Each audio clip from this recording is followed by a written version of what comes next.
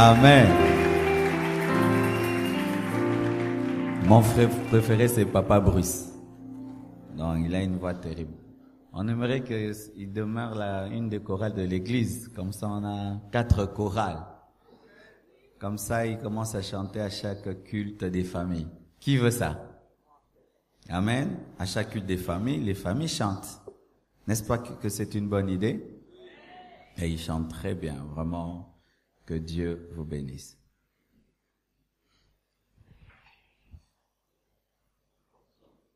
Aujourd'hui, nous allons introduire, c'est le premier jour, nous allons introduire ce message tellement important. Et comme je l'ai dit pendant que nous étions en train d'annoncer ce séminaire, je ne saurais pas terminer la matière parce qu'elle est très abondante et nous serons à 3 orateurs, le pasteur Steven, le pasteur Safari et moi.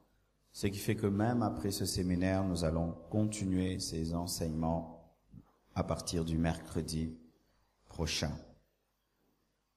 Je salue tous les couples présents en ce lieu, que Dieu vous bénisse abondamment. Et je salue surtout les personnes les plus intelligentes de ce soir, les célibataires.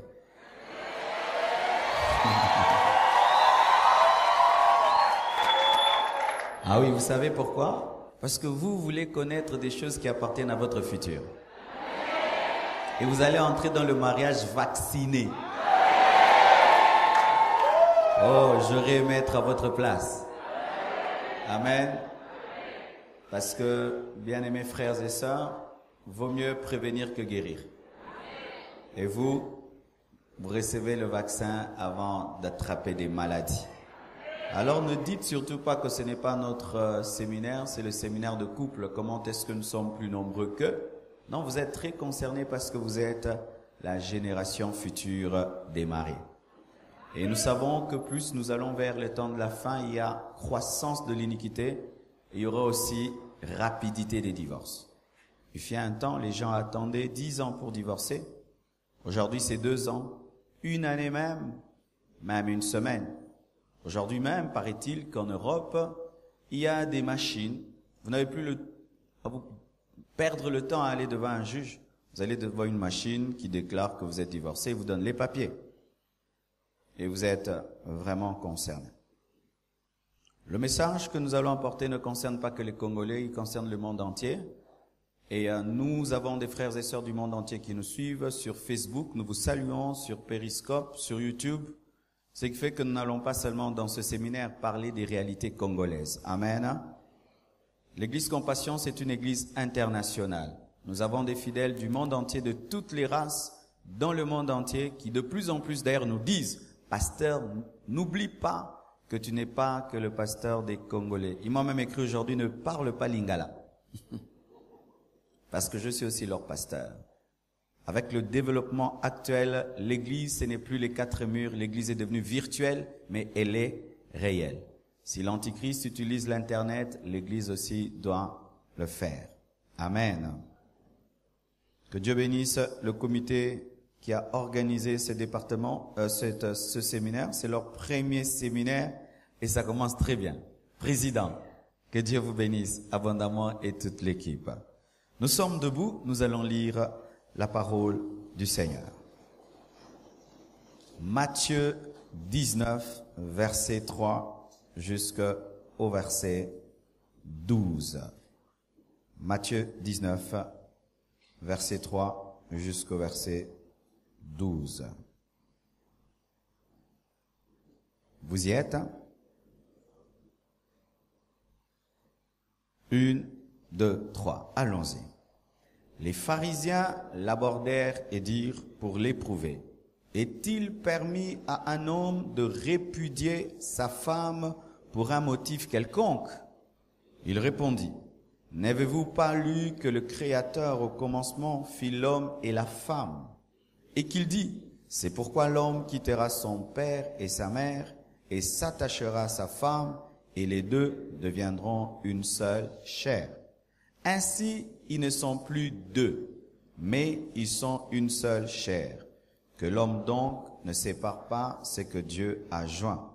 Pourquoi donc, lui dirent-ils, Moïse a-t-il prescrit de donner à la femme une lettre de divorce et de la répudier? Il leur répondit, c'est à cause de la dureté de votre cœur que Moïse vous a permis de répudier vos femmes. Au commencement, il n'en était pas ainsi. Un verset très important. Mais je vous dis que celui qui répudie sa femme, sauf pour infidélité et qui en épouse une autre, commet un adultère. Ses disciples lui dirent, si telle est la condition de l'homme à l'égard de la femme, il n'est pas avantageux de se marier. Il leur répondit, tous ne comprennent pas cette parole, mais seulement ceux à qui cela est donné.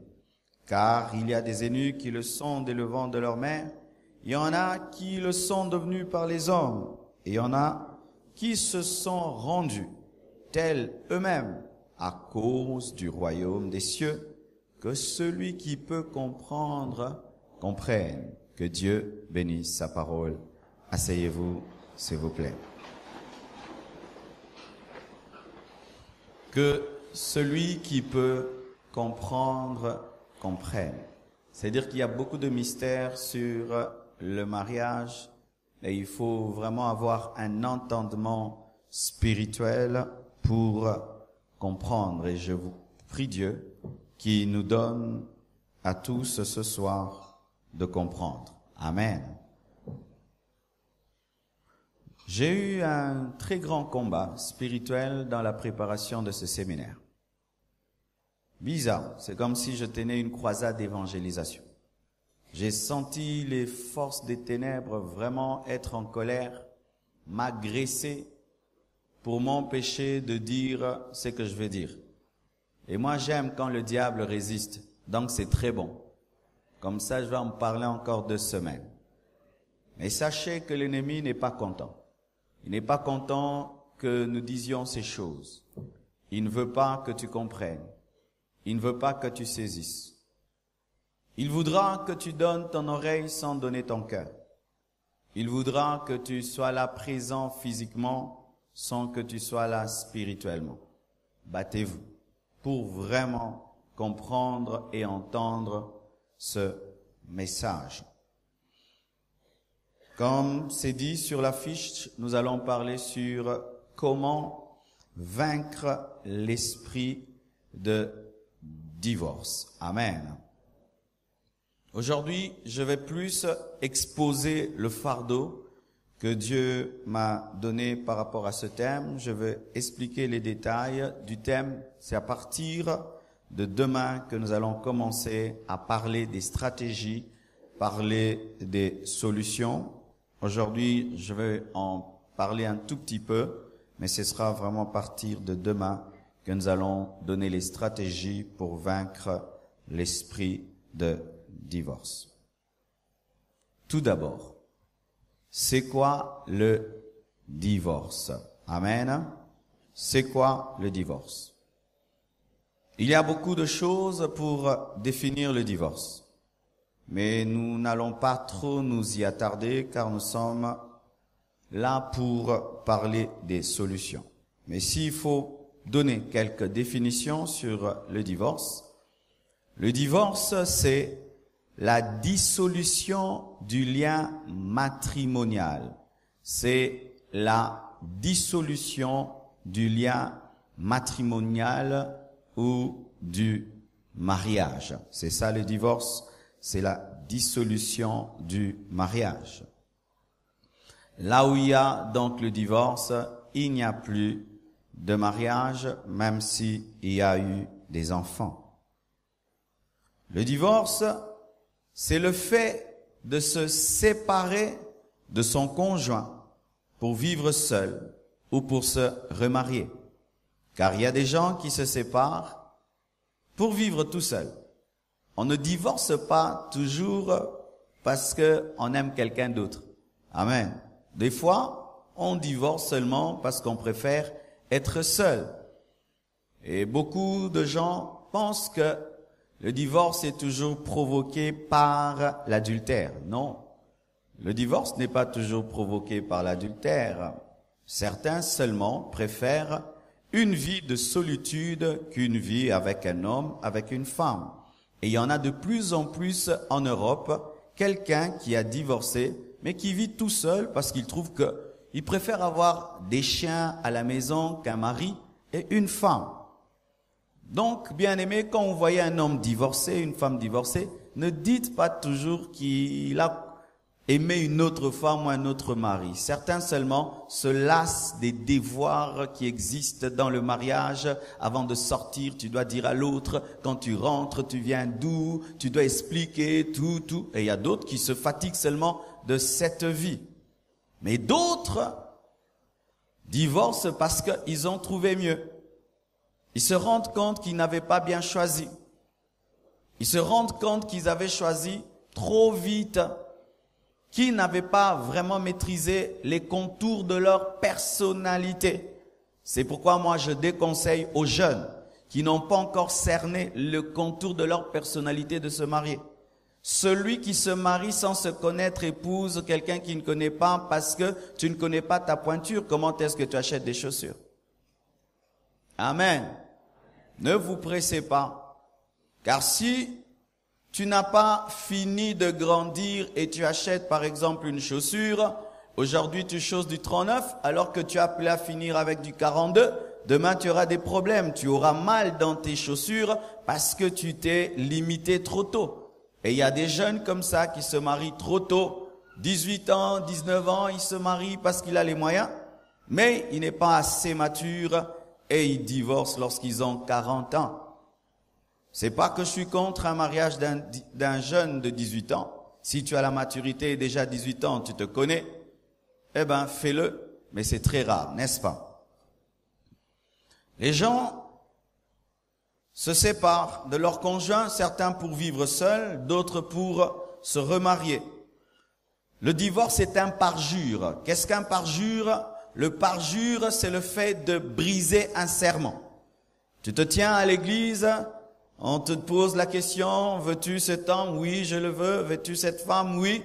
Jusqu'à ce que la mort nous sépare dans le meilleur et le pire. Et puis l'autre devient pauvre, tu l'abandonnes. L'autre tombe malade, tu l'abandonnes. Les enfants tardent de venir, tu divorces alors que tu as dit dans le meilleur et dans le pire. C'est un parjure, tu brises un serment que tu as fait devant Dieu, devant l'Église, devant la famille, devant les anges, devant l'État. Le divorce est un parjure et le parjure est un grand péché. C'est l'une des causes de la malédiction en Israël des gens qui prenaient à la légère les serments. Le divorce, c'est une rupture d'alliance entre l'homme, mais pas seulement entre l'homme, mais entre l'homme et Dieu. Lorsque tu divorces, tu ne brises pas seulement l'alliance avec ton mari, avec ta femme, mais aussi avec Dieu, parce que Dieu dans le mariage est la troisième corde. Amen. Hein? Dans un mariage, on n'est pas qu'à deux, on est à trois. Amen. Même si vous ne voyez pas Dieu, il y a une troisième personne dans votre mariage. Il y a un homme de Dieu. Un jour, il était en train de se chamailler avec sa femme. Il se querellait. Et un ange est apparu. Il a dit, si vous continuez, je vous tue. Vous êtes appelé à un grand ministère et je ne veux pas que dans la maison d'un serviteur de Dieu qu'il y ait des querelles. Ils pensaient qu'ils étaient à deux alors qu'ils étaient à trois. Celui qui divorce brise, rompt l'alliance avec un homme, avec une femme, avec une famille aussi, mais aussi avec Dieu, ce qui est terrible. Le divorce, c'est l'anéantissement de la première institution divine. Bien aimé, la première institution divine, c'est pas l'Église. La première institution divine, c'est le mariage. Dieu a dit, il n'est pas bon que l'homme soit seul. Je lui donnerai une femme qui lui soit semblable. C'est Dieu qui a décidé qu'il y ait le mariage, ce n'est pas l'homme. Amen. Ce n'est pas l'homme qui a décidé qu'il y ait des mariages. C'est Dieu qui a institué le mariage. Et celui qui divorce brise la première institution divine, ce qui est terrible. Le divorce, c'est une imperfection. C'est pourquoi lorsque les pharisiens posent la question à Jésus sur le divorce, il dit, au commencement, il n'en était pas ainsi. Le divorce n'est pas une perfection. Même pour ceux qui disent, non, Dieu m'a délivré d'une sorcière, ce n'est pas une perfection. Amen. Dieu m'a délivré de ce païen, lui-même s'en est allé. Et la Bible dit que le fidèle est libre de vivre dans la paix, mais ce n'est pas une perfection. Alléluia. Même s'il y a toutes les raisons, il voulait me tuer, il voulait m'empoisonner. D'ailleurs, j'ai attrapé cette femme dans le lit d'un autre, je divorce. Même si tu as attrapé ton mari ou ta femme, le divorce est une imperfection car Dieu veut que tu pardonnes. Alléluia. C'est une imperfection. Même quand un serviteur de Dieu peut dire, j'ai divorcé, ma femme est tombée dans l'adultère, vous sentez que dans sa vie, il y a quelque chose qui le quitte. Amen. Hein? Même s'il a donné tous les arguments du monde, et même le monde lui dit, tu as raison, ta femme a divorcé. Mais quand vous le regardez, vous sentez qu'il a perdu quelque chose. Pourquoi? C'est une imperfection. Au commencement, il n'en était pas ainsi. Le divorce donc est un échec. Un homme qui a divorcé dans sa vie sait qu'il a échoué quelque part. Il a échoué dans son engagement, dans son rêve, dans son but. Il avait dit que je rendrai cet homme heureux, mais cet homme commence à pleurer. Je rendrai cette femme heureuse, mais un jour tu lui dis, c'est fini. C'est un échec. Les divorcés ont échoué. Quand tu divorces, tu échoues. C'est pourquoi même quand un homme dit non, je divorce parce que ma femme est tombée dans l'adultère, eh ben ça prouve aussi que tu es échoué. Comment est-ce que ta femme tombe dans l'adultère? Donc tu es incapable. Un homme ne doit pas se glorifier de ça. C'est comme si tu dis mon enfant mange beaucoup chez les voisins. Donc tu ne prépares pas bien. Couple. C'est un séminaire de couple. Non, ne vous glorifiez pas. Oh non, je divorce parce que ma femme. C'est-à-dire que tu es un petit homme. Ta femme n'est pas satisfaite, c'est pourquoi elle va dehors. Et il y a des femmes aussi qui se glorifient. Oh, mon mari, il est ceci. Ça veut dire aussi que, tu ne le satisfais pas. Pourquoi est-ce que David s'est levé de sa couche alors qu'il devait dormir pour regarder Bathsheba? C'est-à-dire qu'il n'y avait pas de femme qui le convainquait sur son lit. Avez-vous déjà vu un lion qui a mangé, allez manger? Alors, bien aimé, quelles que soient les raisons qu'on donne, c'est un échec. C'est un échec. Même si tu sors du divorce avec 7 millions de dollars, avec une maison, des voitures, c'est toi qui as gagné les enfants et tu dis j'ai gagné, t'as rien gagné. C'est un échec. Et nos parents ont compris que le divorce est un échec. Toutes les raisons leur étaient données, mais ils n'ont jamais divorcé parce que c'est un échec. Quel est le succès qu'on a lorsqu'on divorce? 2 enfants vont chez papa et 2 autres chez maman. Quel est le succès qu'il y a dedans? Où l'enfant qui vous aime doit choisir entre papa et maman. Et toi, maintenant, tu dis, j'ai gagné ma liberté. Ce démon a quitté ma vie. Cette satanique sorcière a quitté ma vie. Mais les enfants, est-ce qu'ils disent, maman, la sorcière a quitté nos vies, ou papa, le démoniaque a quitté nos vies? Un échec. Lorsque tu divorces, tu manques des arguments pour conseiller les gens dans le domaine du mariage. Qu'est-ce que tu diras? Alléluia. Qu'est-ce que tu diras? C'est pourquoi si tu es parrain d'un mariage, tu divorces, tu ne peux plus être parrain. Quand tu es parrain d'un mariage, tu divorces, tu ne peux plus être parrain. C'est-à-dire les relations continuent, on se connaît, on se hait pas, mais tu ne peux plus me parrainer. Comment un échec peut parrainer un succès? Alléluia. Ah oui, si ton parrain divorce, il ne peut plus te parrainer. Amen. Mais tu gardes des bonnes relations. C'est un échec. Le divorce n'est pas la volonté parfaite de Dieu, car au commencement, il n'en était pas ainsi.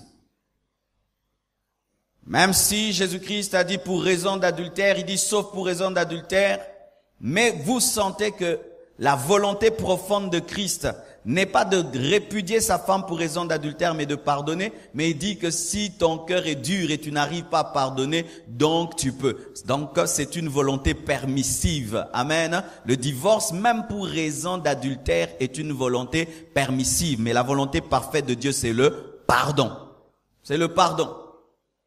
Et là même, parce qu'il y a beaucoup de problématiques qui nous ont été données par le comité le comité couple, ils nous ont demandé de répondre à certaines questions et j'en profite pour répondre à une question. Pour ma part, bien-aimé, ce n'est pas seulement à l'homme de dire que je divorce pour raison d'adultère de la femme, mais la femme aussi. Pourquoi? Parce que Jésus-Christ a répondu à la question des hommes, parce que ce sont les hommes qui ont posé la question. Alléluia. Un homme divorce parce qu'il dit que non, ma femme a commis l'adultère et j'arrive pas à la pardonner. Une femme aussi peut dire, moi aussi je divorce parce que mon mari a commis l'adultère, mais j'arrive pas à lui pardonner. Mais vous allez remarquer, les femmes pardonnent souvent l'adultère des hommes, mais les hommes machos qu'ils sont ne pardonnent pas. Vous pensez que le cœur de la femme est moins sensible que le cœur de l'homme. D'ailleurs, le cœur des femmes sont plus sensibles que le cœur des hommes. Mais les femmes ont une meilleure vision de la vie que les hommes. Les hommes sont souvent égoïstes, ils ne pensent pas aux enfants. Une femme peut attraper son mari 4 fois dans l'adultère. Il lui dit, je ne veux plus voir cette femme dans ta vie. C'est fini. Tu dois arrêter. Et puis, elle pardonne, elle continue. Mais un homme, rien qu'un bisou. Après ça, qu'il y a un côté, ah. T'es comme un côté. Pasteur, il faut te solo là. Moi, il est écrit. Mais les femmes ne disent pas il est écrit. Pourquoi? Elles ont un cœur de Dieu plus que les hommes dans le domaine du mariage. Si l'homme doit réclamer le divorce pour raison d'adultère, la femme aussi. Pourquoi? La femme n'est pas une sous-créature. Je dis la femme n'est pas une sous-créature. Même si tu l'épouses, tu ne l'as pas achetée. Est-ce que tu peux acheter une femme comme ta femme avec $1000, un kibakuli? Le kibakuli que tu as donné, tu peux acheter cette femme? Alors les hommes, parce qu'il est venu en veste, il a donné une chèvre, il a donné $1000, il a donné je ne sais pas, quelques casiers de sucré, ça lui donne le droit de découcher comme il veut, de commettre l'adultère comme il veut. Lui, il faut qu'on lui pardonne. Mais si la femme seulement, un je t'aime d'un ex, ok, y'a pas qu'elle né. C'est ici au Congo que les hommes vous profitez faire ça. Ici au Congo, vous bika. En Europe, ce sont les femmes qui chassent les hommes de la maison. En Europe, quand vous vous chamaillez, c'est l'homme qui prend les bagages et qui part. Aucun, mon frère. Aucun. Ah, moi, je vais épouser une blanche. Bah, là, mon délai. Otikanda, mon frère. Tu abandonnes la maison, c'est toi qui continues à la nourrir. Oui. J'en parlerai aussi. Comment est-ce que par la loi, le diable empêche les gens de se marier et pousse les gens au divorce? Je vais en parler. Comment est-ce que la loi aujourd'hui dans le monde favorise le divorce? Une femme qui vit avec son mari n'a pas beaucoup d'argent. Mais si elle divorce, elle vit avec les enfants, on lui donne beaucoup d'avantages. Comme si on lui dit divorce, il y aura de l'argent. Ouais, c'est ce qui se passe en Europe maintenant. Le divorce, c'est un échec. Ce n'est pas la volonté parfaite de Dieu, car au commencement, il n'en était pas ainsi. C'est une grave et mortelle maladie. Tu peux le dire à ton voisin, c'est une grave et mortelle maladie. Aujourd'hui, le divorce est devenu une fièvre. Alors que c'est une grave et mortelle maladie. Mais aujourd'hui, c'est devenu une fièvre. Où est ton mari? Ben, on vit plus ensemble. Je l'ai quitté. Mais qu'est-ce que tu veux faire? Oh, j'en peux plus. Il me saoule. Alléluia. Je veux faire ma vie. D'autres ils disent quoi? Pourquoi tu divorces? Je ne suis pas heureux. C'est pourquoi tu divorces? Oui. Il t'a fait quoi? Je ne suis pas seulement heureux. Et puis tu divorces? Oui. Parce que Dieu nous appelle à être heureux. C'est pourquoi tu divorces? Oui. Parce que tu vois, le mariage, c'est le bonheur. Alors, j'ai pas le bonheur, je divorce. Parce qu'on pense que ce n'est pas une grave maladie, on traite le divorce avec beaucoup de légèreté. Alors que c'est une grave maladie et une maladie qui tue. Mais cette maladie commence comment? Le divorce commence par une mauvaise pensée. C'est pourquoi, chers mariés, faites très attention aux pensées que vous avez. Quand tu vois un homme prendre une femme qu'il a aimée depuis sa jeunesse, ils se sont battus ensemble, la traînaille comme ça, et la sort dehors et prend ses valises, jette. Ça n'a pas commencé ce jour-là. Ça a commencé dans la pensée. Quand tu vois une femme aller au tribunal dire « Je ne veux plus de cet homme », ça n'a pas commencé ce jour-là. Ça a commencé dans la pensée. Le divorce commence comme une pensée. Le divorce commence par des regrets. Par des regrets.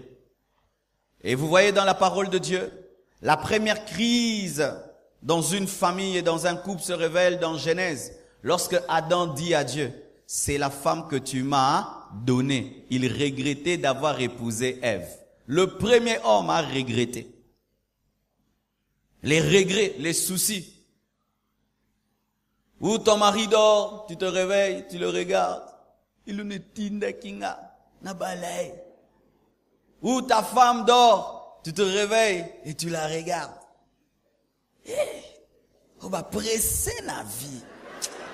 Ah, Nzambe batela mutema. C'est déjà un mauvais signe. Quand tu t'encourages à aimer ta femme, à aimer ton mari. Tu me trouves beau? Par la grâce de Dieu. Tu me trouves belle? Mais toute créature de Dieu est belle. Tu es belle. Même le gorille est une créature de Dieu. Des regrets, des convoitises, où tu regardes ta femme, mais tu es convaincu qu'il y a une femme qui est plus belle qu'elle. C'est vrai, le mariage ne nous rend pas aveugles. Et si ton mari te dit qu'il ne trouve pas les femmes belles, c'est un gros menteur. Parce que s'il ne trouve pas que les femmes sont belles, donc il devait faire des accidents quand il conduit la voiture. Comment est-ce qu'il voit le feu rouge, le feu vert et le feu jaune? Donc il peut faire la différence entre le jour, le vert et le jaune. Il peut savoir que c'est une femme très belle. Un homme qui dit qu'il ne voit pas les femmes belles, c'est très dangereux. Le jour qu'il va maintenant voir comme elles sont, il va tomber. Un homme, il voit qu'une femme est belle, mais dit ma femme c'est celle-ci. Mais quand maintenant tu es convaincu, persuadé qu'il te faut l'autre homme, qu'il te faut l'autre femme, une conviction, une convoitise, sache que le divorce a commencé. Même si vous appelez chéri, chouchou, chouchou, le divorce a commencé. Lorsque je me suis tenu sur cette chaire, l'Esprit de Dieu m'a dit façade. Il m'a dit que beaucoup de couples vivent dans des façades, vivent derrière des masques qui paraissent être des masques de bonheur, des masques de fidélité, des masques de joie, mais au-dedans, il y a des convoitises et de la pourriture. Le divorce commence par des querelles, où on se chamaille tout le temps pour rien, tout le temps pour rien, tout le temps pour rien. Vous commencez toujours, mais vous finissez toujours par des querelles. Vous êtes incapable de causer sans vous chamailler. Sans vous chamailler. Même sur Béni, vous vous chamaillez. Toi, tu dis que c'est elle qui les a tués, l'autre dit que c'est les autres. Maintenant, la guerre commence. Non, je te dis, ce sont les autres. Non, c'est l'autre. Des couples qui se fâchent rien que pour la lampe. Boma muinda te, nganga moy. Yo, boma nganga mulili. Nabi boma, nabi boma. Zo boma ngwa, tellement bizana bomia ko musala mungi pa permission ngo. Est-ce que na ko si ba couple hein?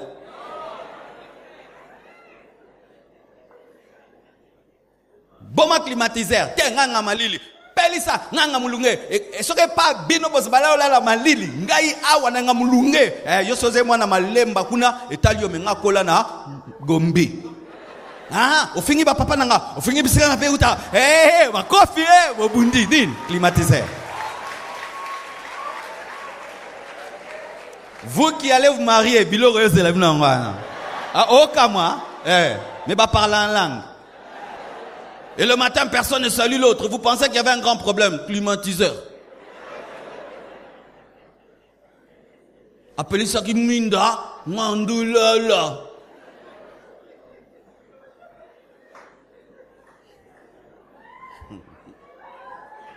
Amen.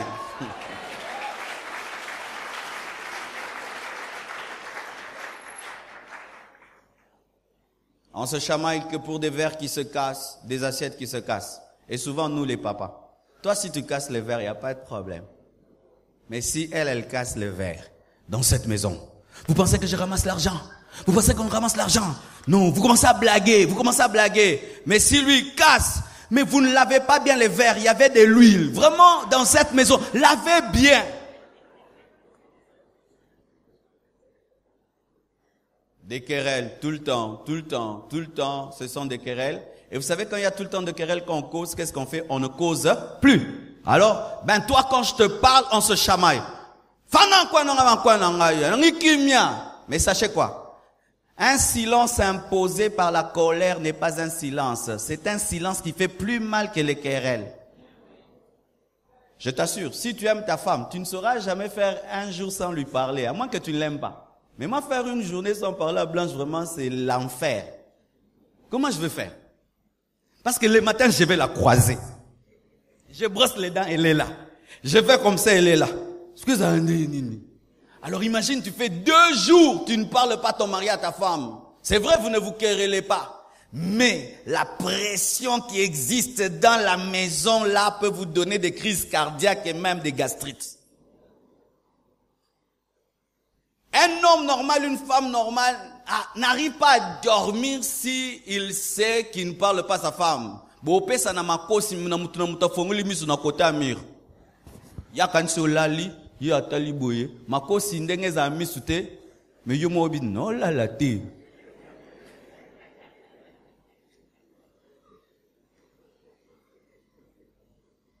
Alléluia. La querelle amène les froideurs. Et ce sont de si petites graines. Mais vous allez voir, un petit problème qui devait faire seulement 1 jour, fait 2 jours. Après 1 semaine, 2, 1 mois. Maintenant, pendant 1 mois, quand vous ne parlez pas, sachez qu'il y a beaucoup de choses qui entrent là. Tu vas au boulot, triste comme tout, mais tu trouves quelqu'un de gentil. Mais comment tu es triste comme ça? Non, moi à la maison ça ne va pas. Je ne cause pas avec ma femme. Oh, pourquoi tu causes pas avec ta femme? Non, j'ai allumé la lampe pendant qu'elle dormait. Elle a mal pris. Et on a fait 1 mois. Oh, pour la lampe. Donc toi tu aimes quoi? Tu aimes dormir avec la lumière. Moi aussi j'aime bien dormir avec la lumière. Parce que là quand j'ai une inspiration de lire la Bible, directement je lis. Ah, tu es comme moi. Hein? Ah, comme moi. Hein? Mais tu sais si j'aime le pondu. Ah, moi si j'aime le pondu, mais ma femme ne prépare jamais le pondu. Ah, et toi quel genre de foufou? Oh, il y a manioko, toi ma soeur. Baby Mbal. Maman, quand tu fais 1 mois, tu ne causes pas avec ton mari, tu penses qu'il cause avec personne? Il est devenu muet parce que toi tu parles pas? Tu viens de te rendre compte qu'il ne devient pas muet. Papa, 1 mois, tu ne touches pas ta femme. Elle est devenue frigide parce que toi, tu la touches pas.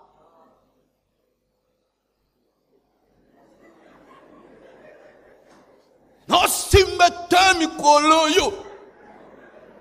Et bon, on peut aussi mettre des sous mon cité. Des cycles naïs menstruels, les autres fonctionnaient.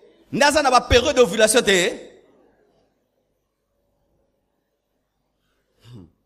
Oh, ma femme est tombée avec le jardinier. Parce que tu as cru que le fait que tu ne la touches pas a fait d'elle une femme frigide.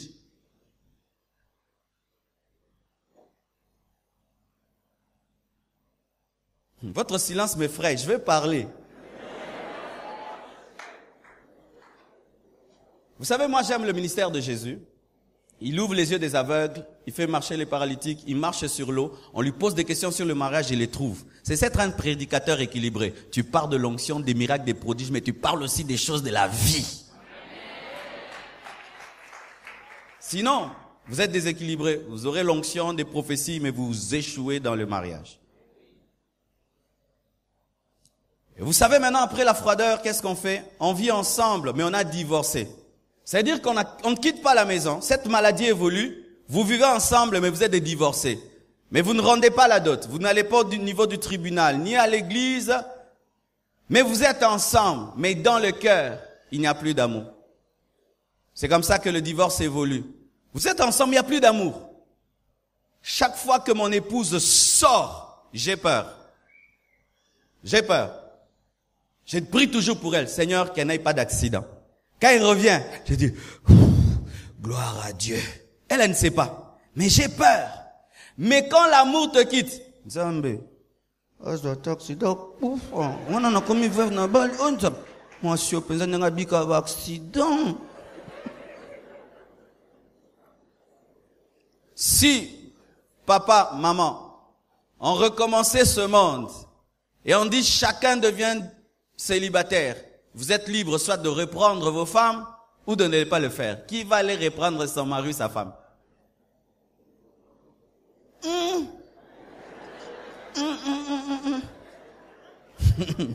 On recommence le monde à zéro. On dit, papa, tu es libre. Soit tu prends une autre femme ou ton ancienne femme. La première personne. Yo, zamseka. Biloko sala kanga la vie passée ana.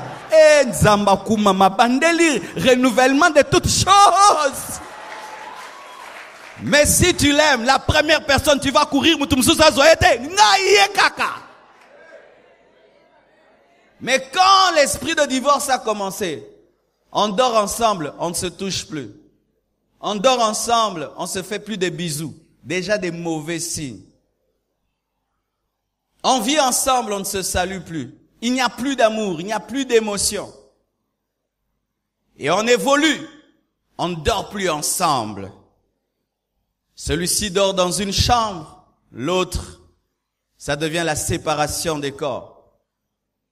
Celui-ci dort au salon, l'autre dort dans la chambre. L'autre dans la chambre, l'autre dans le salon. Et après, on est fatigué de cette situation-là. De vivre ensemble sans se toucher, de ne pas dormir ensemble. On évolue. On va dans la famille. On rend la dot si on est en Afrique. Ou on quitte son conjoint. On lui laisse la maison. Ou on le chasse de la maison, tout dépend d'où on est. Et on évolue encore, on va dans la famille, on rend la dot. On évolue, on va devant l'État. On commence à exposer les secrets de sa femme, de son mari, devant des inconnus. Vous savez, quand on va dans les tribunaux pour demander le divorce, que c'est sale. Un inconnu qui ne connaît rien du tout de vous, il commence à tout connaître, tout. Vous pensez qu'on finit, ces greffiers, ces avocats, quand ils rentrent, ils ne causent pas. Ils causent.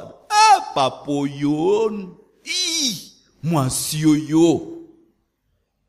Et vos enfants seront-ils honorés? Et on avance encore après un divorce devant l'État. On revient ici avec une autre femme. Et on lui dit encore, jusqu'à ce que la mort va nous séparer, et dans les meilleurs et les pires. Oh, bien aimé, si un divorcé veut t'épouser, fais très attention, c'est déjà beau mamoutou.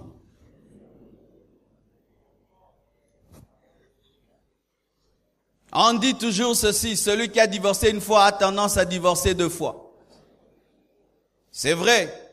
Ça, j'en parlerai quand je vais évoluer sur le divorce.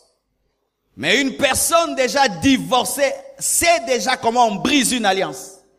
C'est ça, il a déjà franchi une limite. Il sait comment c'est.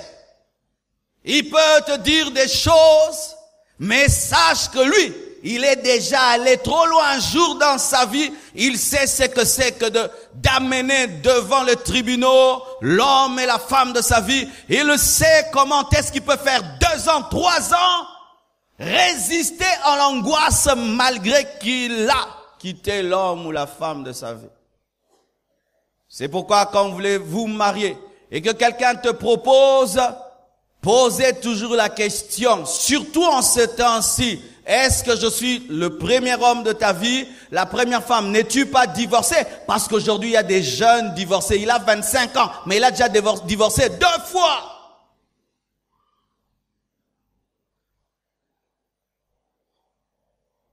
Et bien aimé, quand tu arrives à ce niveau, ce ne sont pas toutes les églises qui acceptent des remariages. Amen. Ce ne sont pas toutes les églises. Dans cette église, nous acceptons le mariage que pour un seul cas, le remariage, que si l'autre est tombé dans l'adultère, que ce soit l'homme ou la femme, et tu n'as pas pu pardonner, et on t'a exhorté de pardonner, mais tu refuses, là c'est toi et Dieu. On ne peut pas être plus biblique que la Bible. Amen. Pour les autres cas vraiment bien aimés, nous allons te compliquer à un niveau jusqu'à ce que tu vas te fatiguer.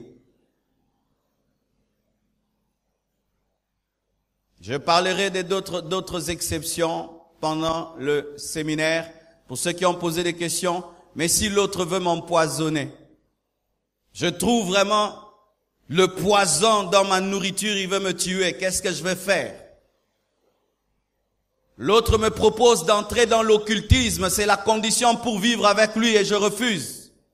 Qu'est-ce que je vais faire? Je parlerai de cela.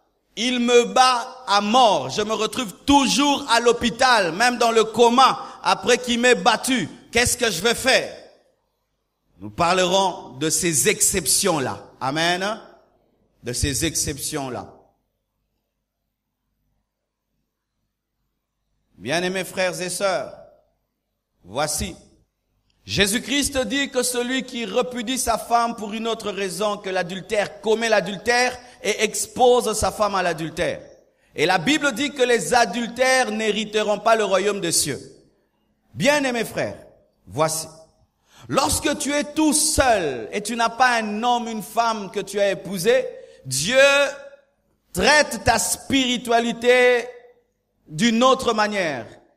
Il tient compte de toi et de lui, c'est tout. Mais une fois que tu te maries, ton salut et ton éternité est déterminé par la relation que tu as avec ton conjoint.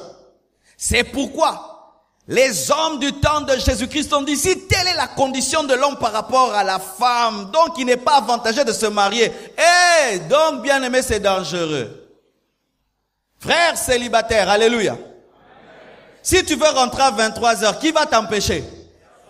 Qui va se chamailler avec toi? Si tu refuses de manger après le culte, qui va se fâcher? Si le matin tu as envie de ne pas parler, qui va se fâcher?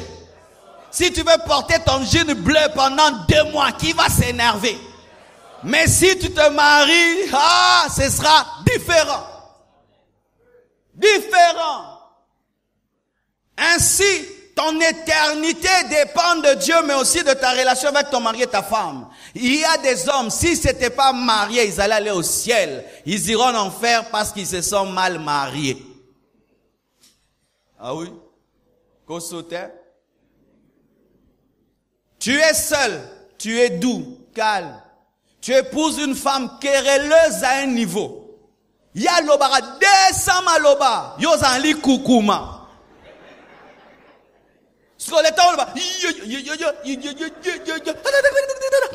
Ikofi, okomi boxer. Ba boxer bako talola. Nana memi olifel. Adam a dit, c'est la femme que tu m'as donnée. Avant elle, j'étais spirituel. C'est pourquoi, chers mariés, faites très attention quand vous dites « je divorce ». Je divorce veut dire « je deviens adultère ». Je divorce veut dire « je la livre à l'adultère ». Le divorce fera que des gens qui ont servi Dieu pendant des années manqueront leur récompense au dernier jour. Il a été un bon pasteur toute sa vie et puis divorce, il perd tout. Il y a un homme de Dieu que j'aime, qui vient de faire quelque chose de formidable. Il avait divorcé, et puis il s'est repenti. Il est allé réépouser sa femme. Malgré que c'était un millionnaire, malgré qu'après le divorce, il remplissait des stades et les miracles, mais il a compris que ce n'était pas la volonté de Dieu. Il est allé réépouser sa femme. Bien aimé. Lorsqu'un homme divorce, il dit « je me sors d'une mauvaise passe ». Mais tu te sauves d'un mariage qui te fait souffrir parce qu'on ne divorce jamais pour rien, mais pour te jeter dans le feu. Cette femme a un mauvais caractère, je divorce. C'est vrai, tu fuis une femme qui a un mauvais caractère, mais pour aller où en enfer? Cette femme, cet homme, je ne supporte pas, il a tellement de défauts. Et tu épouses un autre, et cela n'est pas dans la volonté de Dieu, tu rates l'enlèvement. Tu rates l'enlèvement. Ton éternité est fonction de comment est-ce que tu marches avec ton conjoint. C'est pourquoi il faut veiller sur ta relation avec ta femme, ton mari, comme tu veilles sur ta relation avec le Saint-Esprit. Ne soyez pas de ces gens, ma femme boude, je m'en fous. Mon mari est malheureux, je m'en fous. Tant que je prie, tant que je jeûne, Dieu me parle, je m'habille bien, je mange bien, tout va bien. Non, tout va mal. Parce que la personne que Dieu t'a confiée est malheureuse. Ami fan de la naïewana. Non, tu as échoué ta mission. Adam devait veiller sur Ève. Ève devait veiller sur Adam. C'est pourquoi lorsqu'il y a eu des problèmes, Dieu est venu vers Adam et vers Ève. Parce qu'ils étaient responsables l'un de l'autre. Alors, si tu n'arriveras pas à lier ton éternité avec une personne, ne te marie pas. Amen. Ne te marie pas. Il m'arrive, je prie. Le Saint-Esprit me dit, arrête de prier. Va, cause avec ta femme. Tu ne m'as pas épousé. Tu as épousé cette femme. Tu ne peux pas continuer à vivre comme un célibataire alors que tu t'es marié. Parce qu'au début, quand je m'étais marié, donc, j'entre dans ma chambre de prière, prière. Au bon, ça n'écoute, moi, n'a pas ça anda. Aussi tout, nabala. Vous savez bien. Des fois, je viens à l'église, je prêche, je reçois les nouveaux, je reçois. Et elle est à la maison. Moi, c'est ça,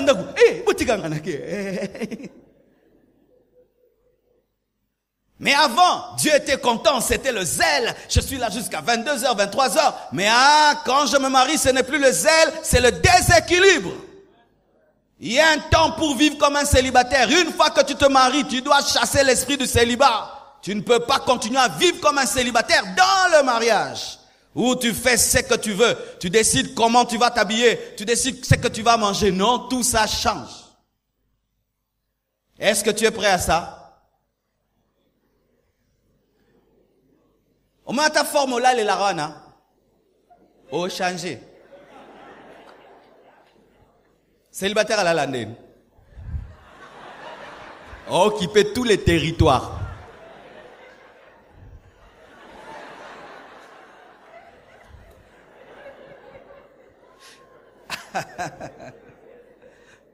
Le célibataire, il dort même s'il a des pieds sales. Même s'il n'a pas brossé les dents parce qu'il va donner des bisous à... Mais quand tu te maries, au linga brosse à dents, au brosser des coups. Au moment là, la scobia en tenant compte qu'il y a l'autre. Bonozo so a dramo bimba boy, ba discussion ba marié. Au ben dit dragnoso. Nakosi. Yo so a dragnoso boy tali konangeza malili. Oh dozo limsa.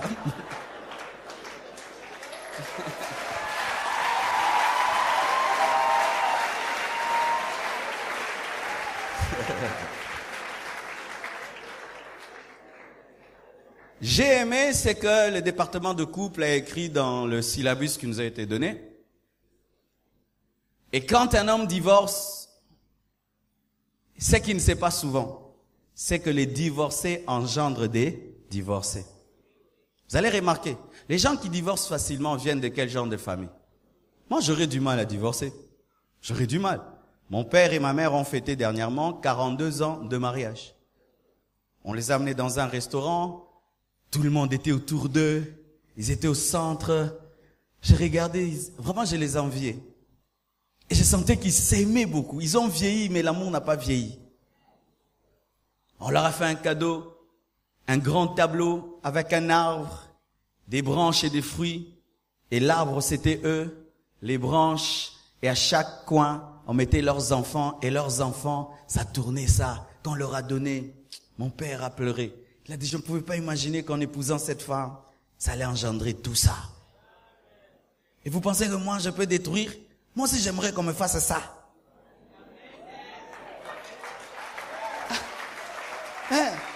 Donc, on a l'oublié, on a paix. Donc, souka pembe, mande fois pembe. Attends, vous avez mon bien. Avec mes enfants, les enfants d'oracle, les enfants des chiffres de Choukrani autour de moi, on m'appelle Pépé. Oh, yaba sotorobobo. Pépé Marcelo. Ah, Pépé Marcelo. Mémé Blanche. Alléluia. C'est ça mon rêve. Pourquoi? J'ai vu papa et maman le faire. Ils ont vaincu l'esprit de divorce et ça me donne déjà la victoire sur cet esprit. Mais s'ils avaient osé divorcer, ma femme fait une chose, elle dit, hey, mais mon père, il a divorcé? Est-ce qu'il est mort? Est-ce qu'il est mort? Ma mère est divorcée? D'ailleurs, elle a épousé un homme plus riche que papa. Moi, exemple. Quand tu divorces, tu vas engendrer une génération de divorcés. Tu auras du mal à empêcher tes enfants de divorcer. Qu'est-ce que tu vas leur dire? Ils vont dire, mais papa. Mais toi-même, papa, mais papa. D'ailleurs, toi, tu peux me comprendre. Parce que tu vois, c'est que maman t'a fait. Mais ma femme, c'est pire. Ah bon? C'est pire. Je te dis, c'est pire. Toi, tu as supporté 10 ans. Mais moi, j'ai supporté 15 ans, papa. Ah, bah, Moro. Fais comme tu veux. Mais un père qui n'a pas divorcé peut dire, ne le fais pas. Une mère qui n'a pas divorcé peut dire, ne le fais pas. Moi, j'ai vieilli avec votre papa. Moi, je vieillis avec votre maman. Et chaque fois qu'ils fêtent leur anniversaire, ils disent, je vous souhaite de faire comme nous.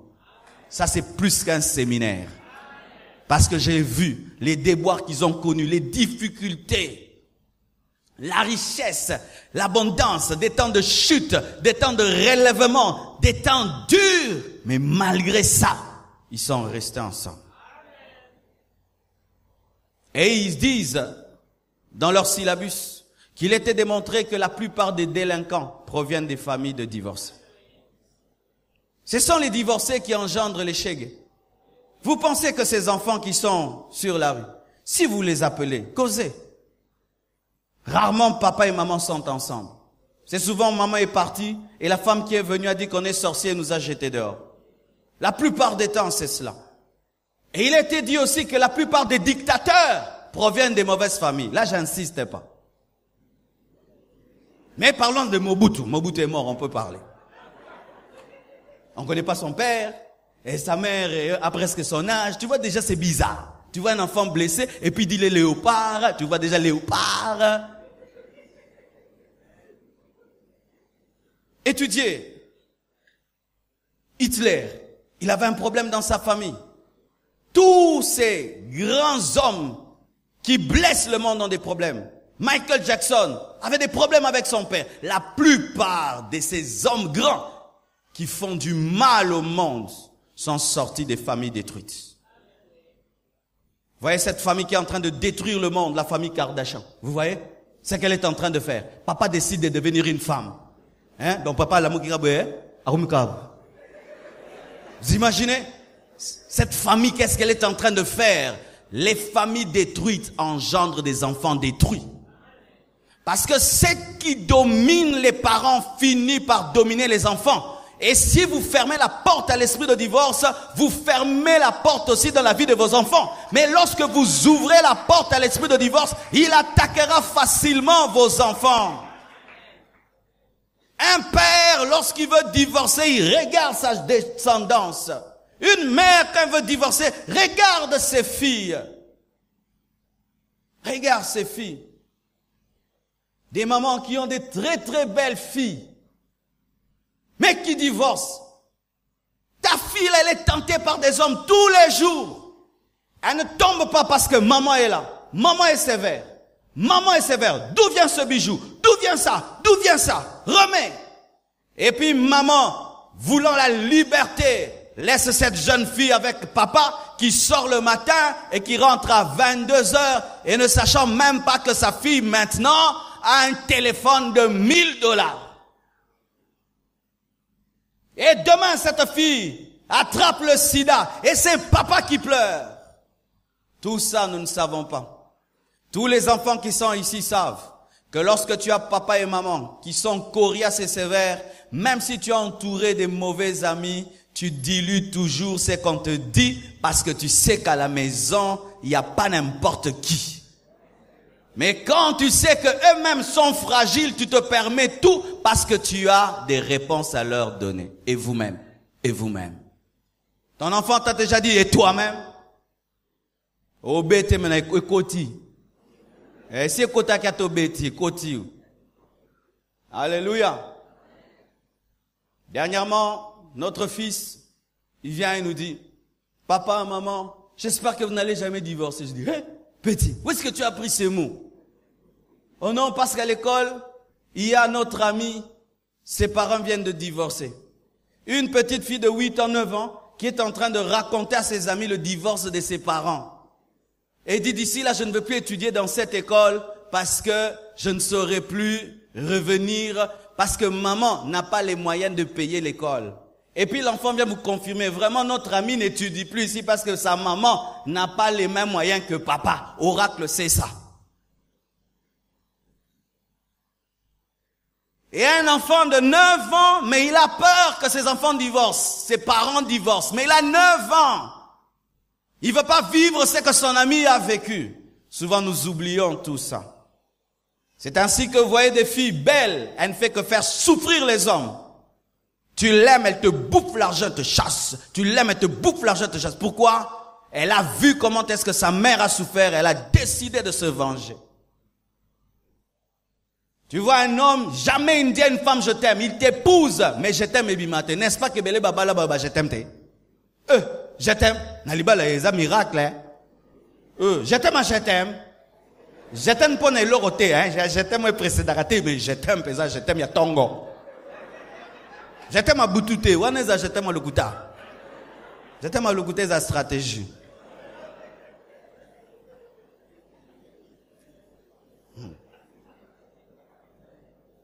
Et tu vois, il ne sait pas dire je t'aime. Il ne sait pas dire je t'aime à sa femme, mais il est épousé. Pourquoi? Il est blessé par les femmes. Il a vu comment est-ce que son père a été maltraité par sa mère. Il n'aime pas sa propre mère parce que maman les a abandonnés pour un homme plus riche. Il a de la haine pour les femmes. Et même si ce mari fait souffrir sa femme, en soi c'est sa maman qu'il est en train de faire souffrir dans sa femme. C'est pourquoi quand tu épouses un homme ou une femme qui a des blessures intérieures, tu dois l'amener à la guérison. Sinon tu vas subir ces blessures. Amen.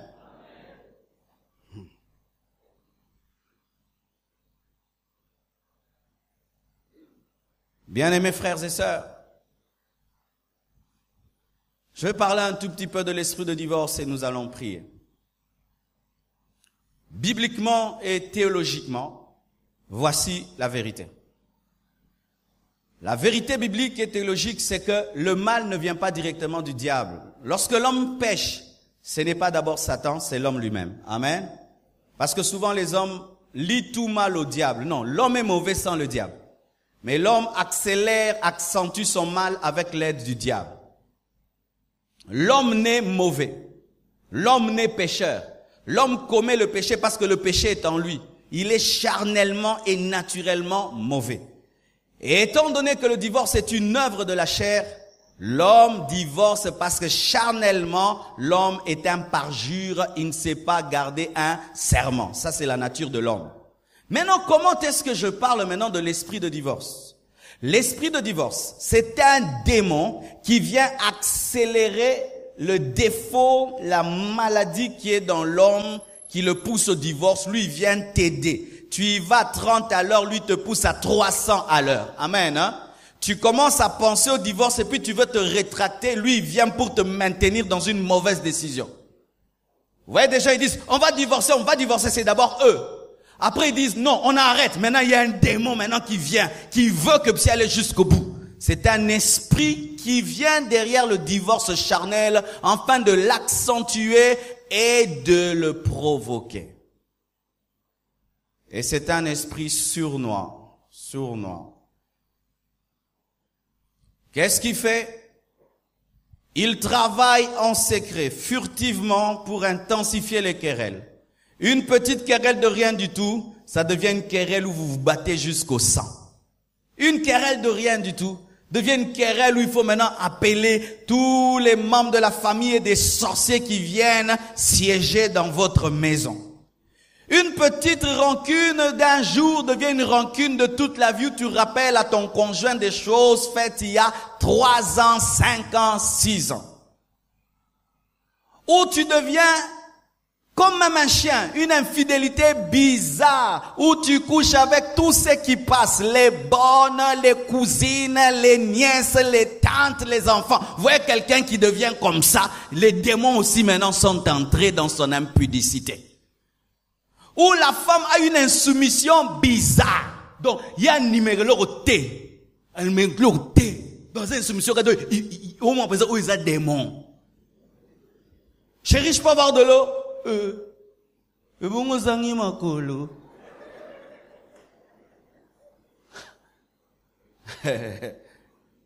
Oh chérie, est-ce que je peux avoir la nourriture qui est au fond là sur la table, je peux avoir là? Eh ben, tu te lèves, tu prends. Lorsque vous êtes tous ensemble, calme. Si seulement il y a des gens qui te respectent, non, ne dégradez, ne diminuez. Mais ça va te passer, gentil, démon. Une incapacité de te soumettre. Même toi-même, tu dis, mais comment je suis une mauvaise femme comme ça? Comment je ne me soumets pas? Mais il y a quelque chose en toi qui te dit, tu ne dois pas te soumettre.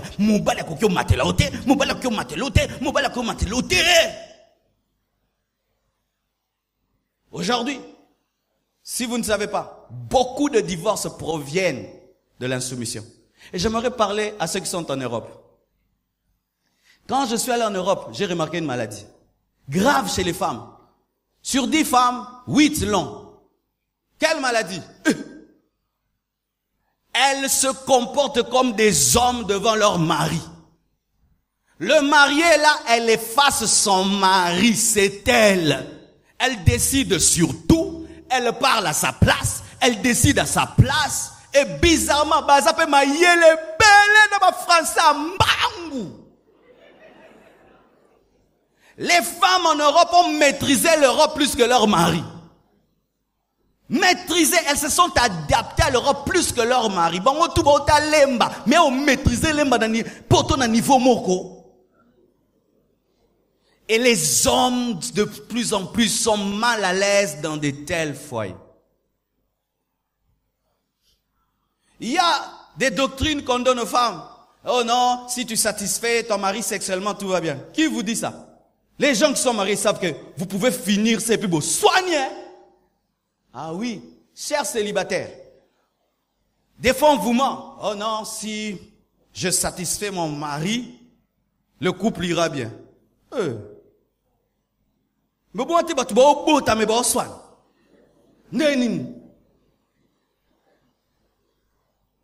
La sexualité ne résout pas les problèmes. Ça calme. C'est un calmant. Mais ça ne résout pas. C'est un calmant qui vous ramène à parler. Mais si vous ne parlez pas, le problème continue. Vous pouvez avoir une sexualité parfaite la nuit, le matin, vous vous chamaillez si vous avez un problème de caractère. Et lorsque vous vous préparez au mariage, et que dans le mariage, tu penses que ton mari ou ta femme, c'est seulement ça qui suffit, tu te trompes. C'est le caractère qui rend heureux. Le caractère.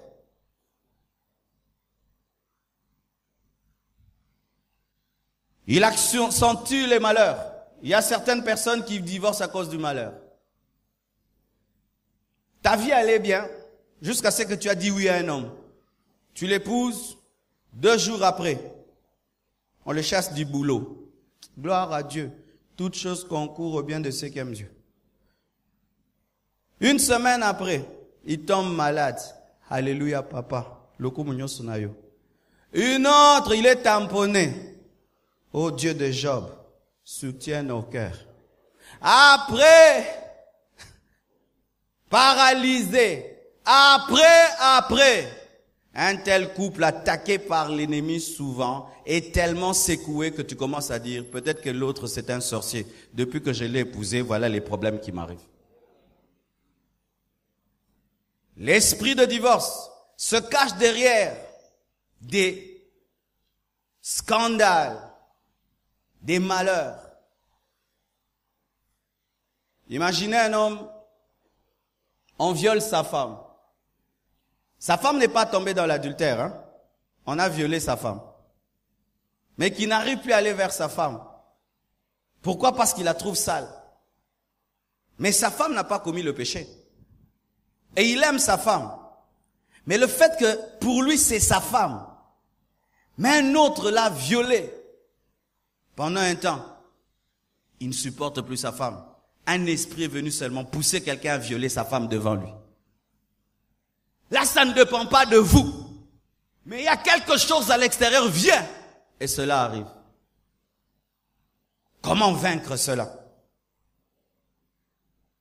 Quand vous entendez parler de tous ces viols au Kivu, on ne parle pas de ce qui vient après dans ces couples.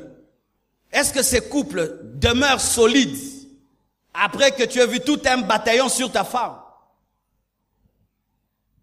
Il faut vraiment un grand effort pour revenir vers elle. Même si elle n'a rien fait, un esprit vient pour vous séparer. Et des lois qui favorisent aujourd'hui le divorce. On vous montre que divorcer, c'est pas grave. Et ton ami a divorcé, telle star a divorcé, tel autre a divorcé, tel autre a divorcé. Le cinéma nous présente des hommes divorcés. Il y a même aujourd'hui même des présidents de la République divorcés, d'autres avec une copine à balader. Mais il est normal. Lorsque vous voyez la loi instituer le divorce et l'accepter, il y a un esprit derrière toutes ces lois pour vous encourager à divorcer. Quand on peut permettre à 2 femmes de se marier, 2 hommes de se marier et d'adopter des enfants, ce sont des lois contre le mariage. Contre le mariage.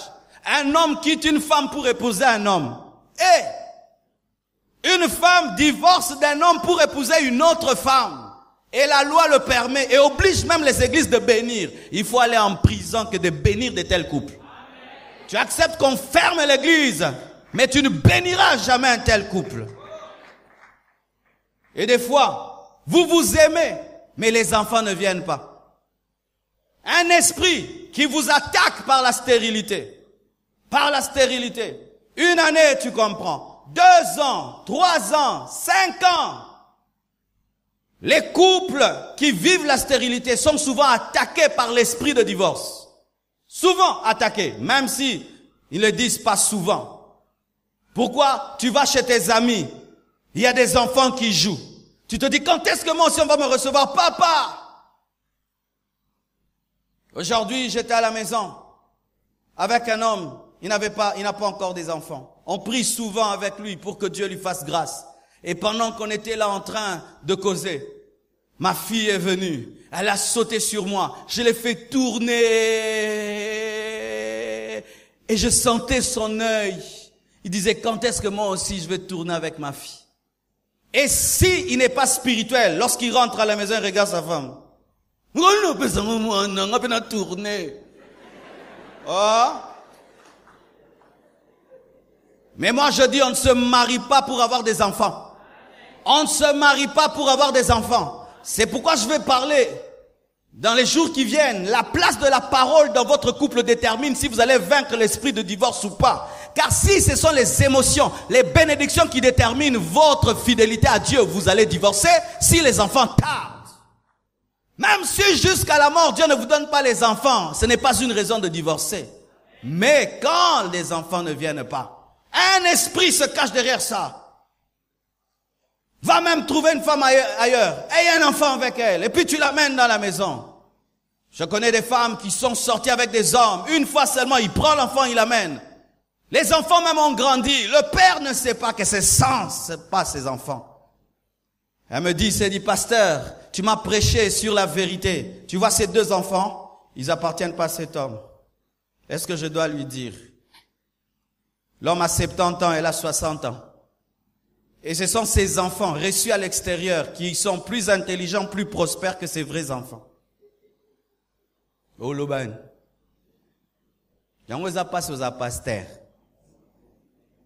Si je dis va lui dire, il va dire à cet homme, il tombe, il meurt.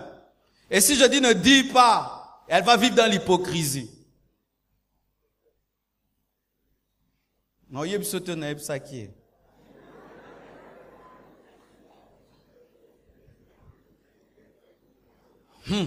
Donne-moi la main, je vais parler. Cet esprit se cache derrière des choses. Tu vois un beau garçon dans sa veste, pantalon, costaud. Et dans le mariage, le pasteur dit, pas de relation sexuelle, pas de relation sexuelle, pas de relation sexuelle. Et vous vous gardez, tu ne le connais pas. Vous allez le jour du mariage. Hey ya! Eloïsate. Alla la libella.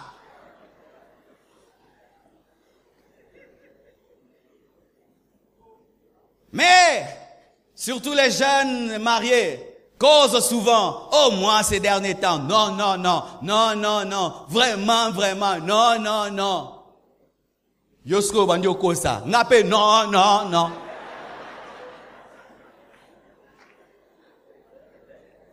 Ce sont eux qui m'ont dit de répondre à cette question. Tu l'aimes, mais il y a quelque chose qui manque. Ou c'est une jolie fille, elle est en talent, elle dégage la vie, tu sens vraiment, non, oh, moi, si. Nakauka, frigide comme un glaçon. Et tu dis, mais pourquoi je crains Dieu? Il fait un méca, biso ba chrétien ton mécaraté. Il n'y a pas essai moteur en Christ, il n'y a pas essai moteur. Oh, moutoukona ta soeur, ça pèse 4x4. 2. En Christ, il n'y a pas d'essai moteur. Où je vais maintenant te tester, voir si tu fonctionnes. Tu vas devenir mécanicien. Les mécaniciens ils testent beaucoup de moteurs. Vous avez 8, vous avez 6. Dieu échappement, ils ont bien dit.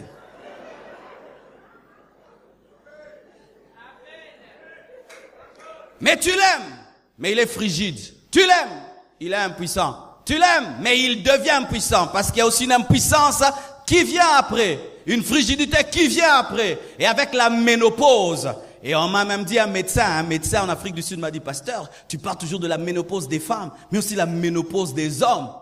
Et les femmes médecins, j'ai fait des recherches aussi la ménopause des hommes. Les hommes aussi, quand on vieillit, plus on grandit, plus on n'a plus la même force. Maintenant, l'ennemi peut attaquer cela. Ou faisant que l'autre garde toute sa vitalité pendant que l'autre se dessèche. L'homme est encore vivant, la femme est déjà fatiguée. La femme est encore vivante, l'homme est déjà KO. Il se cache derrière tout cela. Et on vient à l'église. Ribro sotaya baba baba. Nzambe kolo.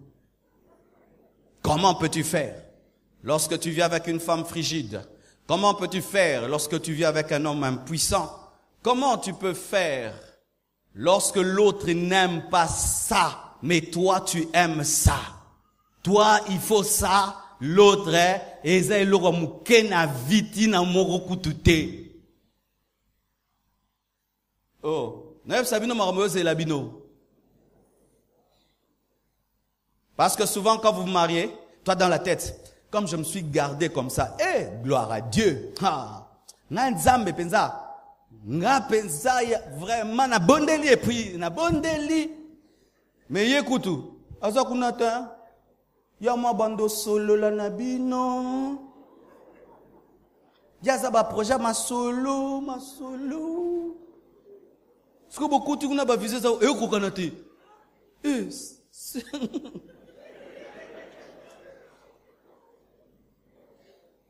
C'est pourquoi n'ayez pas de fiançailles sans profondeur. Causez tout, mais ne faites pas tout. Causez seulement. Il faut beaucoup causer dans les fiançailles, mais ne faites pas tout. Et même dans le mariage, il faut causer. Des fois, le problème des couples, c'est quoi? Dans la jeunesse du couple, ta femme te vante tout le temps. C'est bien, c'est bien. Mais quand tu n'y arrives plus, elle est gênée de te dire, papa, moi, ça comment offrir autre batanga wisi. Papa, oh, mais là, papa, il est pas que, ah, oh, koko, il est sauté que. Aujourd'hui, prise d'air, prise d'air.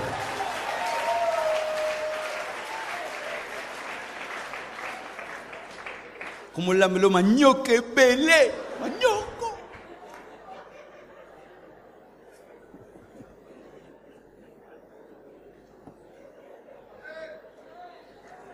Amen. C'est un séminaire de couple, hein? Voici. Le jour qu'on a fait une fête pour mon père, je lui ai posé beaucoup de questions. Je dis, papa, je veux tenir un séminaire d'ici là. Mais pour toi, qu'est-ce qui empêche les couples aujourd'hui de tenir? On a dit beaucoup de choses. Et il y a quelqu'un qui est autour de la table. Il a dit quelque chose de merveilleux. Il a dit, c'est l'esprit de zapping.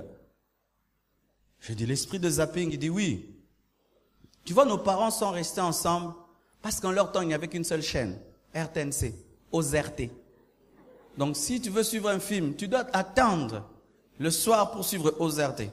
Et si OZRT t'énerve, tu n'as même pas de télécommande. Il y a un bouton, tu dois te déplacer jusque là-bas.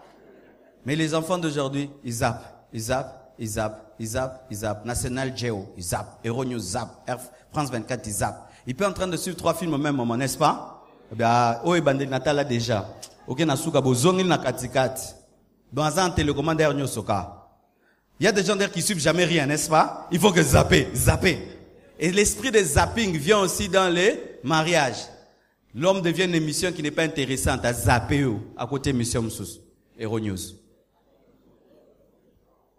Et Satan se cache maintenant derrière les médias. La pornographie. Ta femme a des enfants et des enfants. C'est sûr qu'elle n'a plus le physique d'une fille qui n'a pas d'enfant. Mais à la télé, on nous montre quel genre de femmes? Des femmes parfaites. Un ventre plat avec abdos. Mais ailleurs, ça dit tchabé. Une femme parfaite. Mais ailleurs, déjà comme boué. Maintenant, toi, tu regardes des films avec des femmes parfaites. Mais ta femme déjà. Qu'est-ce que ça va te faire? La convoitise. La convoitise. Parce que c'est que l'homme voit, il veut la voir. Lorsque Ève a vu, elle a voulu manger. Et aujourd'hui, on voit où? À la télévision. À la télévision. Et quand même, vous dites, on va regarder des films pornographiques pour arranger le couple. Non, les films pornographiques amènent un esprit de compétition entre ton mari et les acteurs, entre ta femme et les actrices. Tu rencontres un homme, mais comment est-ce que tu as mal là? Non, j'ai mal à la hanche. Comment?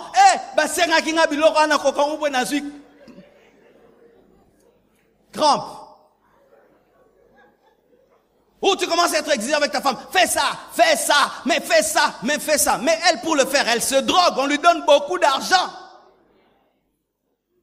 Tu dois me faire ça, tu dois me faire ça. Tu vas me toucher comme ça. Tu vas me faire ceci. La pornographie. Et l'esprit de divorce est derrière tous ces films. Vous ne le voyez pas, mais c'est lui qui est derrière. Créant en vous des fantasmes irréalisables. Des fantasmes irréalisables. Il pousse un homme à l'ivrognerie. Il frappe d'autres de pauvreté. Je hais la pauvreté. Je n'aime pas la pauvreté. Je suis un prédicateur de la sainteté, mais je n'aime pas la pauvreté. Je n'aime pas la pauvreté. Vous savez pourquoi? La pauvreté peut faire que tu veux offrir quelque chose à ta femme, tu n'arrives pas à le faire. Tu épouses une femme d'une famille riche, eh ben elle marche à pied tous les jours elle marche à pied. Eh ben tu n'as même pas le moyen de lui offrir une voiture et puis papa lui offre une voiture. Tu seras à l'aise? Mutuka bongo meko tutango o tutaka mutuka wana papa ne ofrakie nenga oloba. La pauvreté. Surtout lorsque tu veux tellement combler son cœur, mais l'argent ne suit pas. Ça crée des problèmes. Et des fois l'ennemi maintient les couples dans la pauvreté pour les amener à se séparer. Et j'ai vu une vision, et c'est là que je vais m'arrêter. Pourquoi je parle de l'esprit de divorce? Parce que j'ai vu l'esprit de divorce dans une vision. Un jour, j'ai vu une vision. J'ai vu un esprit qui ressemblait à un phoque. Mais ce phoque était très noir. De sorte que dans les ténèbres, parce qu'il n'agissait que dans les ténèbres, on le confondait aux ténèbres. Et il avait un seul œil. Il se tirait, traînait par terre. Il était gluant, très visqueux, sale. Et il travaillait que dans le noir. Et qu'est-ce qui arrivait?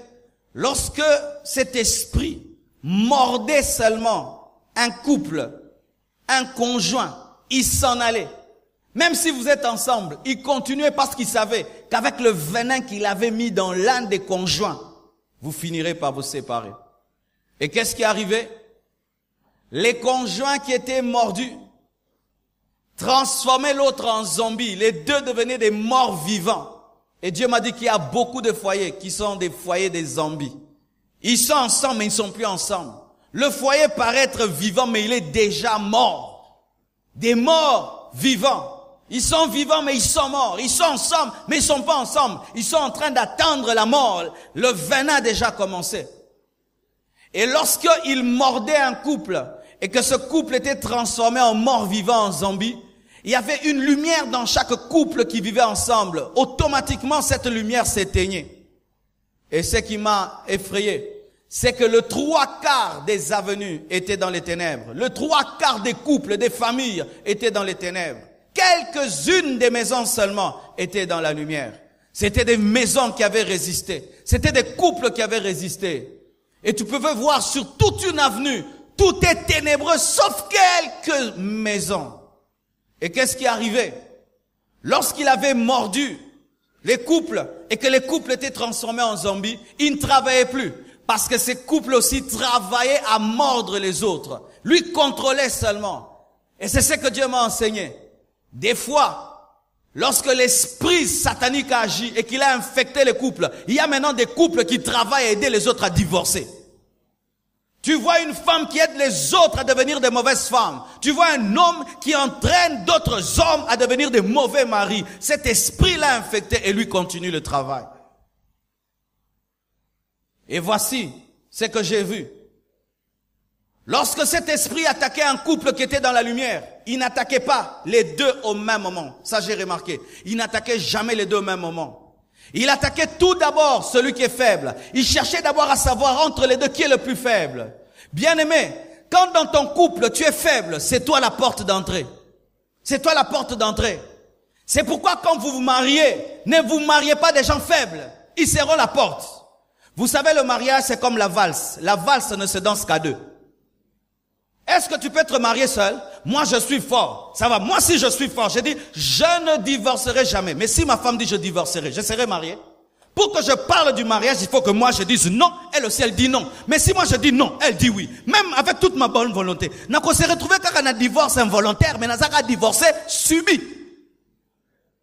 Alors souvent dans les mariages, qu'est-ce que les hommes font? S'il est très spirituel, il néglige sa femme ne prie pas, elle n'est que dans les choses du monde, les choses du monde, les choses du monde. Lui il prie, il sert Dieu.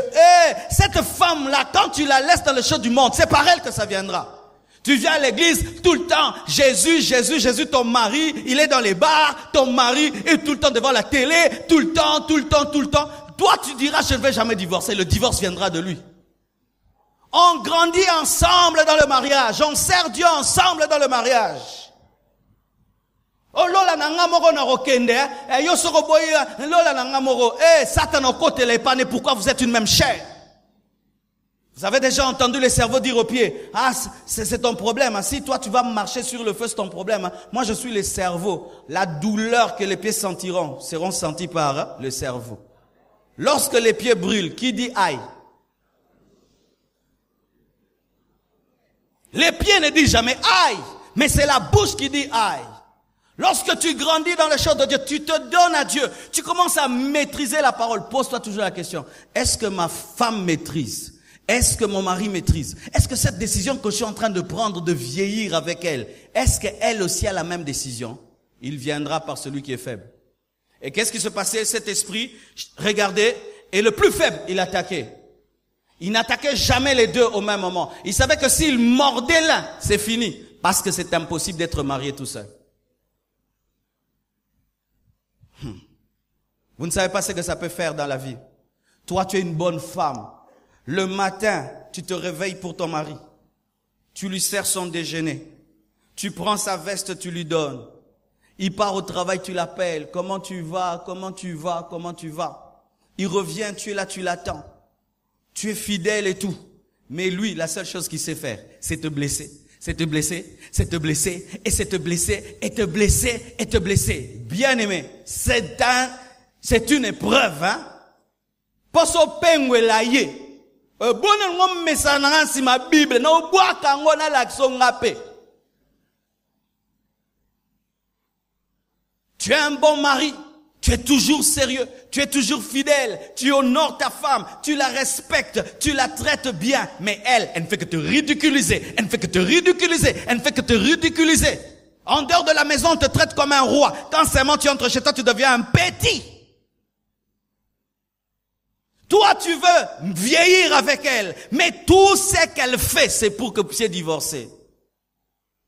Il faut pas avoir un couple, un est faible et l'autre est fort. Et qu'est-ce qui est arrivé? Les couples qui ont tenu dans cette vision, lorsque cet esprit venait, ils se tenaient les mains. Ils se tenaient les mains et lui disaient, va-t'en. Lorsqu'il attaquait un conjoint chasse, il allait vers l'autre le chasse et ça n'allait pas. Mais quand ils se tenaient ensemble, les deux décidaient, ils résistaient, cet esprit s'en allait. Et c'est là que j'ai compris qu'on ne peut pas vaincre l'esprit du divorce sans unité. Jamais. Un couple divisé ne vaincra jamais un esprit de divorce. On ne peut jamais vaincre un esprit de divorce sans dialogue. Oui. Tu sors, cher papa, et j'ai aimé une causerie qu'on a avec les papas. Tu sors, tu rencontres une femme qui te trouble. Tu sais à qui on le dit en premier? À sa femme.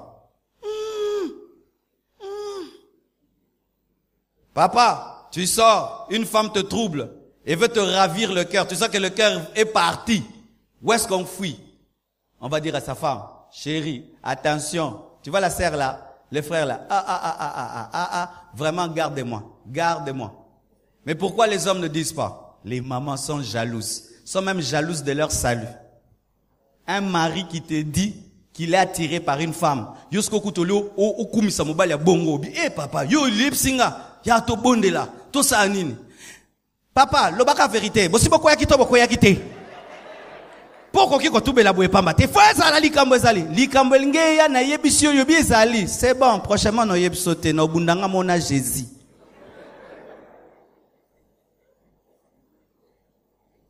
C'est pourquoi les hommes tombent. Il sort, il est troublé. Il veut dire à sa femme, elle est immature. Il se fortifie. Oh Dieu, que ces pensées s'en aillent au nom de Jésus. Il ressort, troublé encore. Je dois lui dire, Il part pour Dibo. Parce qu'il ne peut pas te dire. Lorsque cette main gauche est fatiguée de tenir le micro, la main droite vient. Mais souvent dans les couples sont des couples des immatures. Ma femme, une fois, quelqu'un m'a invité chez lui avec des mauvaises intentions. Voulant que je vienne seul, j'ai dit, viens, on va lui faire une surprise de sa vie. Alors moi je viens, la personne pensait que je viendrais seul. De côté les bouées, à préparer qui? Parce que quoi il s'habille sur mi balai? Quoi il s'habille sur toye? Quoi il s'habille sur mi balai na blanche? Bamba biso. Vous vous battez tout seul. Tu es une femme et tu te bats seul. Tu es un mari, tu te bats seul. Parce que les femmes aussi, ça vous arrive. Ce ne sont pas seulement les hommes. Les femmes aussi, ça vous arrive. Tu sors comme ça, penza, au kuti mobile, penza. Hey! Zongi. Tonta mobile, no. Okile mawa. Pichou.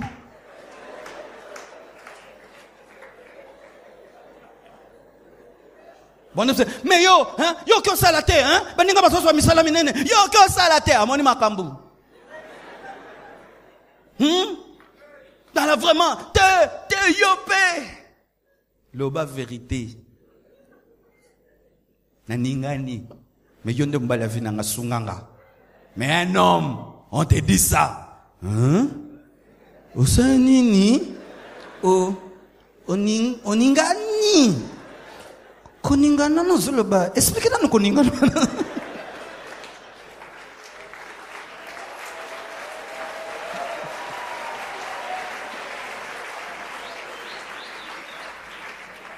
Alors quand vous voulez vous tenir la main pour le chasser, vous vous divisez par votre immaturité, vous ne dialoguez pas, vous ne causez pas. D'ailleurs, les couples ne prient pas ensemble. C'est rare de voir un homme et une femme mariés, ils s'agenouillent pour prier ensemble. Ils peuvent prier, la maman prie avec les mamans, le papa prie avec les papas, mais voir un couple, papa, maman, avec sa femme s'agenouiller, Seigneur agit. Chaque fois que j'ai tenu les mains de ma femme avant de prêcher, Dieu m'a beaucoup utilisé.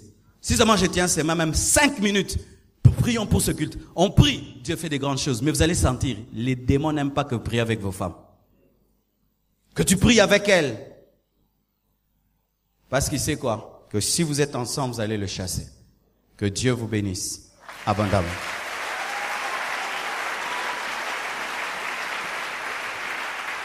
Nous sommes debout, nous acclamons le Seigneur, car je crois que l'esprit de divorce est en train d'être vaincu.